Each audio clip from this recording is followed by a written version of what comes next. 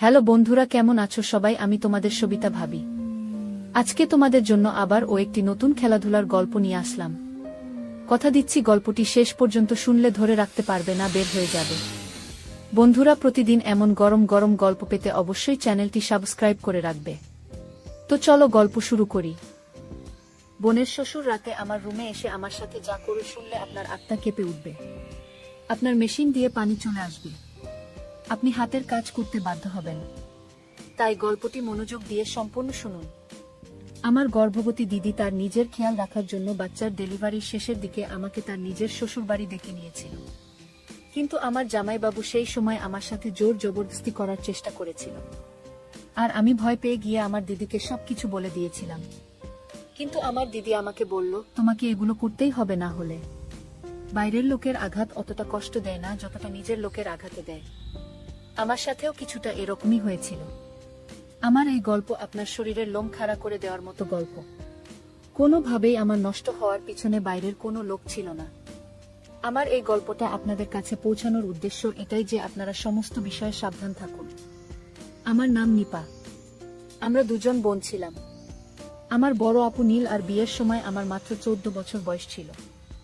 আমাদের দুই বোনের বয়সের মধ্যে খুব একটা তফাৎ ছিল না, কিন্তু আমার দিদি আমার একমাত্র বোন ছিল, আর এই জন্য তার বিয়ের সময় আমাকে দেখে খুব খারাপ অবস্থা হয়েছিল।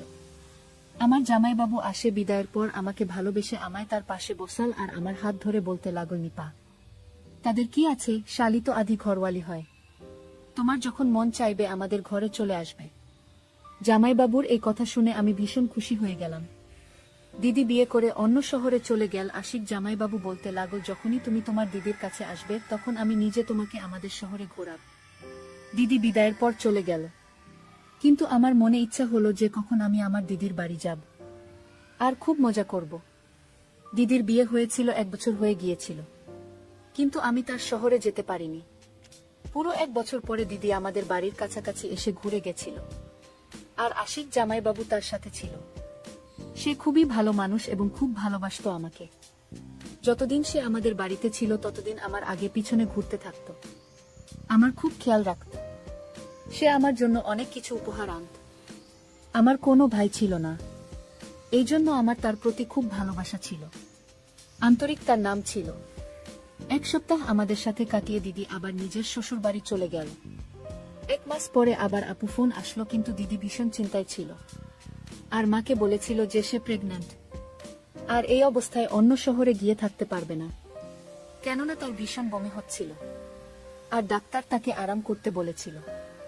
এটা শুনে মা ও চিন্তায় পড়ে গেল। আমার দিদির মধ্যে তো যেন মনে হতো আমার মায়ের প্রাণ ছিল, এতটাই ভালোবাসতো মা আপুকে। মা দিদিকে আমাদের ঘরে এসে যখন থাকতে বলল, তখন দিদি বলল, আশি তাকে একা ছেড়ে থাকতে পারবে না।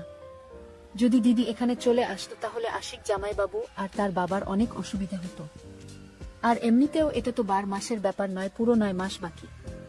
দিদির এই কথা শুনে মা বলল, তুমি চিন্তা করো না, আমি তাকে তোমার কাছে পাঠিয়ে দিচ্ছি, আর বোন গেলে তোমার মনও ভালো হয়ে যাবে, আর নিপা তোমার বাড়ির কাজকর্মেও তোমাকে সাহায্য করতে পারবে। মায়ের এই কথা শুনে দিদি খুব খুশি হয়ে গেল, আর বলল যে নিপাকে একা পাঠাতে হবে না, আমি আশিককে বলে দিচ্ছি। আমি তো কবে থেকেই সুযোগের অপেক্ষায় ছিলাম, আর কতবার প্রার্থনা করেছিলাম ওখানে যাওয়ার জন্য, আর এই জন্য সঙ্গে সঙ্গে আমি খুশি হয়ে গেলাম, আর খুশি খুশিতে আমি নিজের জিনিসপত্র গুছিয়ে নিলাম। মাসি হওয়া একটা আলাদাই খুশি আমার মধ্যে ছিল। 2 দিন পরে জামাইবাবু আমাকে নিতে আসলো, আর আমি তার সাথে আমার বোনের কাছে অন্য শহরে চলে এলাম। দিদির শ্বশুরবাড়িতে শুধুমাত্র আশিক জামাইবাবু আর তার শ্বশুর ছিল, এজন্য আমার সেখানে থাকতে কোনো অসুবিধা হয়নি। দিদির শ্বশুর বাড়িতে শাশুড়ি নন্দের কোনো ঝামেলা ছিল না। দিদি আমাকে দেখে ভীষণ খুশি হয়ে গেল। দিদি আগে থেকেই আমার জন্য আমার পছন্দের খাবার তৈরি করে রেখেছিল। আমার থাকার জন্য সামনে একটা ঘর আমাকে দিয়ে দিয়েছিল।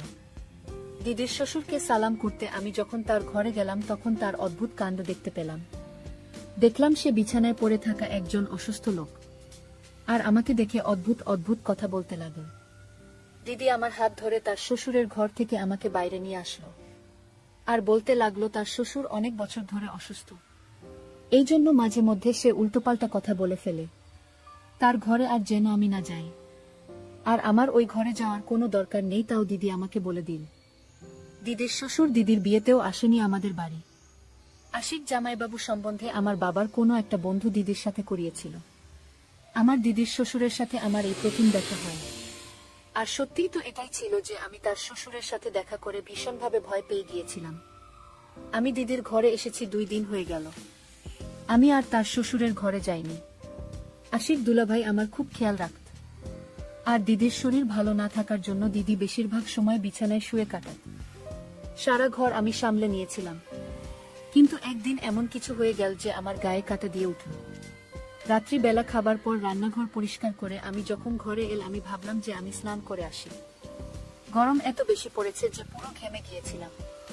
আমি স্নান করার জন্য আমার ঘরের বাথরুমে ঢুকে গেলাম। কিছুক্ষণের মধ্যেই আমি যেন অনুভব করলাম যে কেউ আমাকে দেখছে। প্রথম আমার মনে হয়েছিল যে এটা আমার ভুল। কিন্তু হঠাৎ করে আমার নজর বাথরুমের জানালার কাছে যখন পড়ল তখন আমি অবাক হয়ে গেলাম। ওখানে কোন একটা ছায়া যেন আমার উপর নজর রেখেছিল। আমি যেন দেখতে পেলাম। আর আমার বিশ্বাস হয়ে গেল যে কেউ লুকিয়ে লুকিয়ে আমাকে দেখছে। ব্যাপারটা আমি পুরো ঘাবড়ে গেলাম।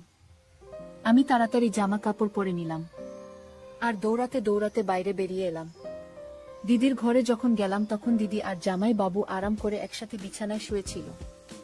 আমি তাড়াহুড়োতে তাদের ঘরের দরজায় টোকা দিতে ভুলে গিয়েছিলাম। এবার তাদের দুজনকে একসাথে দেখে আমি লজ্জা পেয়ে গেলাম। জামাইবাবু উঠে বসে পড়ল আর বলল, ভিতরে চলে এসো নিতা, দরজায় দাঁড়িয়ে কি করছো? আমি বুঝতে পারছিলাম না যে আমার কি করা উচিত। আমি তাকে কি করে বলতাম যে বাথরুমের জানালা দিয়ে কেউ আমাকে যেন দেখছিল মনে হলো। কোনো একটা ছায়া দেখতে পেলাম যেন মনে হলো। আমি এমনি বলে দিয়েছিলাম যে দিদির কাছে জিজ্ঞেস করতে এসেছি দিদি দুধ খাবে কিনা। দিদি বলল, তুমি আরাম করো, বাকি কাজটা শেষ করে দেবে। আমি দিদির ঘর থেকে বেরিয়ে যখন আমার ঘরে ঢুকেছিলাম তখন দেখতে পেলাম দিদির শ্বশুর বারান্দা দিয়ে হেঁটে নিজের ঘরে যাচ্ছে। আমাকে ভীষণ অদ্ভুত চোখে সে তাকাতে লাগল আর বলতে লাগলো, তুমি খুব সুন্দরী, নিজের খেয়াল রেখো কিন্তু। এই কথা শুনে আমি রেগে গেলাম। ভাবতেও পারিনি যে সে আমাকে এই ধরনের কথা বলতে পারে। আমি ভয় পেয়ে গিয়ে আমার ঘরে চলে গেলাম। সারা রাত আমি জেগে রইলাম আর জেগে কাটিয়ে দিলাম এসব ভেবে যে দিদি তো বলেছিল যে তার শ্বশুর পুরোপুরি অসুস্থ আর সে ঘর থেকে বেরোতেও পারে না। তাহলে এত রাতে সে বারান্দায় কিভাবে গেল আর সে কি করছিল? ব্যাপারটা তো খুব অদ্ভুত। আমাকে খুব ভাবিয়ে তুলেছিল। বাথরুমের জানালার কাছে যেটা ছিল সেটা কি শুধুমাত্র আমার চিন্তা নাকি সত্যি? ওটা কি আমার চিন্তা ছিল? ওটা দিদির শ্বশুর ছিল না তো? এই প্রশ্নটা আমাকে পাগল করে দিচ্ছিল। পুরো রাত এমনি তাকিয়ে তাকিয়ে আমি কাটিয়ে দিলাম।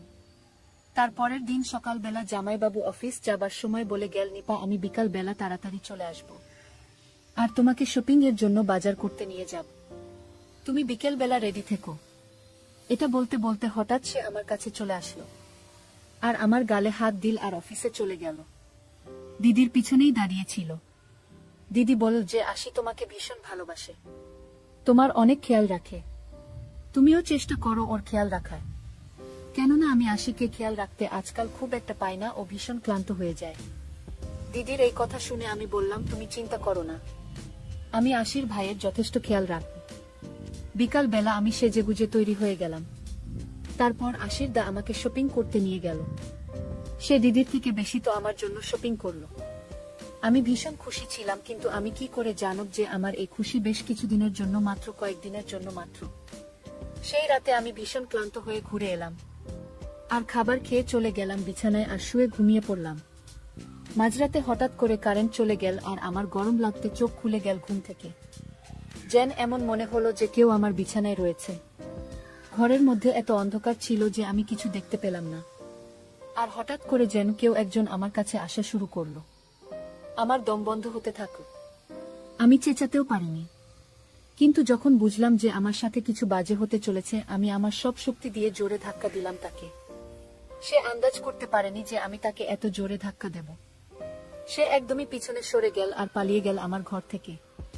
আমি এখনো পর্যন্ত কিছু দেখতে পাচ্ছিলাম না। অন্ধকার অনেক বেশি ছিল। আমি দেওয়াল ধরে ধরে দিদির ঘরে গেলাম। আমি গিয়ে দিদিকে যখন ডাকলাম, দিদি আমাকে বলতে লাগল, নিপা তুমি চিন্তা করো না, আশিক লাইট ঠিক করতে গেছে। মাঝে মধ্যে আমাদের বাড়িতে কারেন্ট চলে যায়, আশিক তাড়াতাড়ি ঠিক করে দেবে। নিজের মোবাইল ফোনের টর্চও চালাল, আমার কাছে তো মোবাইলও ছিল না। আমি দিদির কাছে বসে কাঁদতে লাগলাম। একটু পরেই লাইট চলে এল।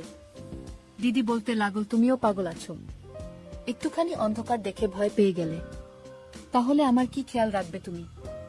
দিদির কথা শুনে আমি বললাম, ব্যাপারটা সেরকম নয়, আমার ঘরে কেউ একজন ছিল।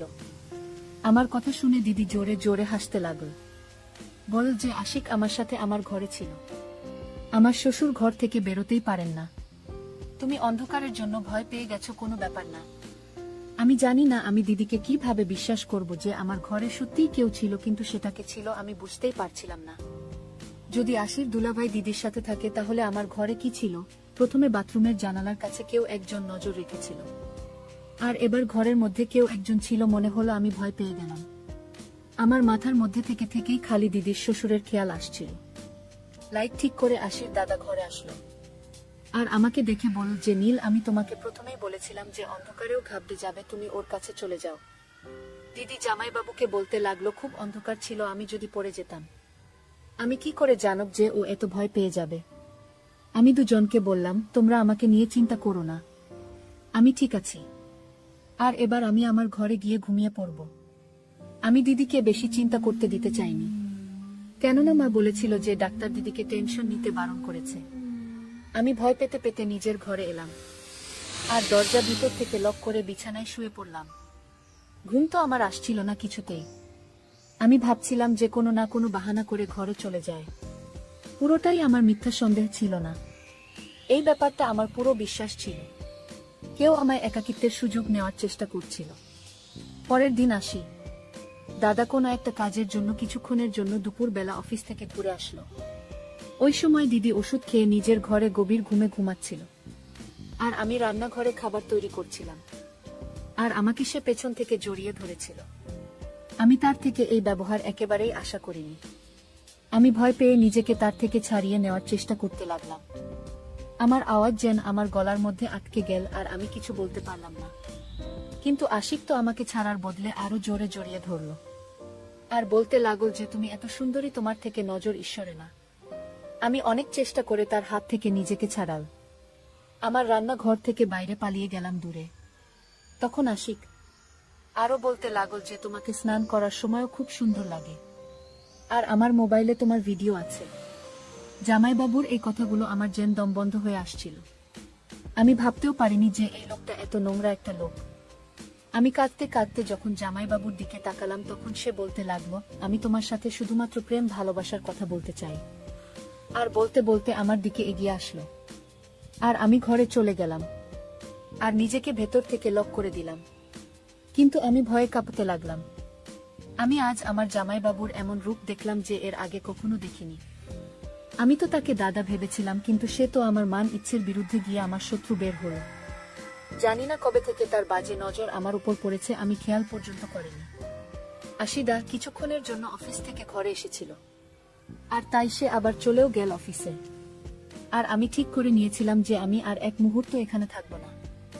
বিকেল বেলা যখন দিদি নিজের ঘর থেকে উঠে আমার কাছে আসলো, তখন কেঁদে কেঁদে আমার পুরো চোখ ফুলে গিয়েছিল। সে বিরক্ত হয়ে জিজ্ঞেস করতে লাগল যে, কি হয়েছে, কি ব্যাপারে তুমি এত কাঁদছো? আমি দিদির কাছে সত্যিটা লুকিয়েছিলাম, কেননা ওনার অবস্থা এমন ছিল না যে আমি জামাইবাবুর ব্যাপারে এত বড় কথা বলবো। আমি কাঁদতে কাঁদতে বললাম যে খুব মা বাবার কথা মনে পড়ছে, আমি বাড়ি যেতে চাই। কথাটা শুনে দিদি আমাকে জড়িয়ে ধরে বলল, মাত্র এইটুকু ব্যাপার, তার জন্য তুমি কেঁদে কেঁদে তোমার চোখ ফুলিয়ে দিয়েছ? তুমি চিন্তা করো না, আমি আশিককে বলব যে তোমাকে বাড়িতে পৌঁছে দিতে। জামাইবাবুর সঙ্গে এক শহর থেকে অন্য শহরে যাবার কথা ভেবে আমার সারা গায়ে ভয়ে কাটা দিয়ে উঠল। আমি দিদিকে বললাম যে বাবা আমাকে নিতে আসুক। দিদি বলল, ঠিক আছে, ভালো কথা, এই উসিলায় বাবার সাথে আমার দেখা হয়ে যাবে। আমি দিদির কথা শুনে খুশি হয়ে গেলাম। আর দিদি যে এইমাত্র আমার কাছ থেকে উঠে নিজের ঘরে গেল, তখনই তার জোরে চালানোর আওয়াজ শুনতে পেলাম। আমি সঙ্গে সঙ্গে দিদির ঘরে গেলাম। আমি গিয়ে যা দেখলাম তা দেখে আমার হুঁশ উড়ে গেল। দিদি বিছানার পাশে পড়ে গিয়েছে আর নিজের পেট ধরে জোরে জোরে চেঁচাচ্ছে। আমি দিদিকে উঠিয়ে বিছানায় শোয়ালাম আর অনেকক্ষণ তার কাছে বসে রইলাম। তার অবস্থা আমার ঠিক মনে হলো না। আমি দিদিকে বললাম যে ডাক্তারের কাছে চলো, কিন্তু দিদি বারণ করে দিল আর আমার হাত ধরে বলল, আমাকে ছেড়ে তুমি যেও না, এই অবস্থায় আমি একা থাকতে পারবো না। আজ তুমি ছিলে আমাকেও তাহলে আমার খেয়াল রাখলে, কিন্তু তুমি যাবার পর যদি এরকম কিছু হয় তাহলে তো আমার বাচ্চা মরে যাবে। দিদির এই কথা শুনে আমি ভীষণ চিন্তায় পড়ে গেলাম। খানিকটা বাধ্য হয়ে আমি কিছুদিন থেকে যাওয়ার কথা ভাবলাম। আর দিদিকে বললাম, তুমি একদম চিন্তা করো না, আমি তোমার সাথে আছি। আমার কথা শুনে দিদি খুব খুশি হলো আর আমাকে জড়িয়ে ধরল। জামাইবাবুও বাড়ি চলে এসেছিল। দিদি জামাইবাবুকে বল পড়ে যাওয়ার জন্য তার শরীর খুব খারাপ লাগছে। এটা শুনে জামাইবাবু বেশ চিন্তায় পড়ে গিয়েছে। দেখলাম সে আমায় বলল যে নিজের দিদির জন্য জুস বানিয়ে নিয়ে এসো। আমি রান্নাঘরে গিয়ে সবার জন্য জুস বানাতে লাগলাম। আরও একবার আসি তার রান্নাঘরে চলে আসলো আর আমার সাথে জবরদস্তি করার চেষ্টা করল। আমি আশিক ডাকে ধাক্কা দিলাম আর রেগে গিয়ে বললাম, তোমার লজ্জা করে না? তোমার বউয়ের শরীর এত খারাপ আর তুমি নিজের তালিকার সাথে এরকম নোংরামো করছো। জামাইবাবুর উপর আমার কথার কোনো প্রভাব পড়ল না। সে আমার সাথে আবার জোর জবরদস্তি করতে লাগল। আমার চেঁচানোতে দিদি চলে আসলো। আমি এতটা ঘাবড়ে গিয়েছিলাম যে দিদির যে অবস্থা সেটা না ভেবে আমি তাকে জামাইবাবুর সমস্ত সত্যি বলে দিয়েছিলাম।